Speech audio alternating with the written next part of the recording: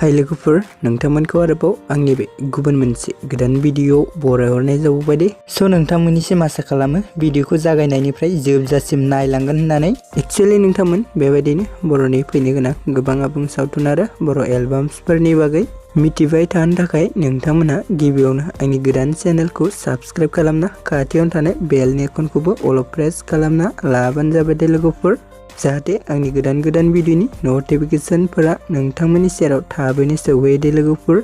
स' नोंथांमोना दिनै आं मा भिडिअनि सायाव आपडेटखौ लानानै फैदों मिथिखाबाय जानांगौ भिडिअनि टाइटेल एबा थाम्बनेल नायनानैनो। स' लोगोफोर, भिडिअफोरा माबा मोनसे गोरोन्थिफोर जालांब्ला नोंथांमोना निमाहा होबानो जाबाय दे लोगोफोर।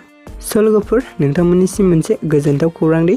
एक्चुअली लोगोफोर, बगाजलि कमेडियन इउटुब चेनेला आगोमा रुवातिनि एपिसोड 15 भिडिअखौबो रिलिज होना होबाय दे लोगोफोर। स' लोगोफोर, जाय बिथांमोना दासिमबो जुदि बे आगोमा रुवातिनि एपिसोड 15 भिडिअखौ नायाखै, अब्ला आंनि चेनेलनि गेजेरजों नायहैदो दे लोगोफोर। स' लोगोफोर, बे भिडिअनि लिंकखौ आं डिसक्रिप्शनाव होनानै होदों दे लोगोफोर। स' नोंथांमोना चेक खालामना नायहैबानो जाबाय दे लोगोफोर। आरो लोगोफोर, जा बेबायदिनो माखासे फैनो गोनां एपिसोडफोरखौबो नायबावनो थाखाय नोंथांमोना बगाजलि कमेडियन इउटुब चेनेलाव थांनानै चेनेलखौ साबस्क्राइब खालामना लाहैबानो जाबाय दे लोगोफोर। मानोना नोंथांमोननि सापर्ट आरो मदद मोनोब्लानो बिथांमोना भिडिअखौ थाबैनो रिलिज होगोन दे लोगोफोर। स' लोगोफोर, बिदिब्ला दिनैनि सुंद' आपडेटआ बेखिनियानोमोन दे लोगोफोर। स' नोंथांमोन बेबायदिनो बर'नि फैनो गोनां गोबां आबुं सावथुन आरो बर' एलबाम्सफोरनि आपडेटखौ नोंथांमोना मोनबाय थानो थाखाय आंनि गोदान चेनेलखौ साबस्क्राइब खालामना लाबानो जाबाय दे लोगोफोर।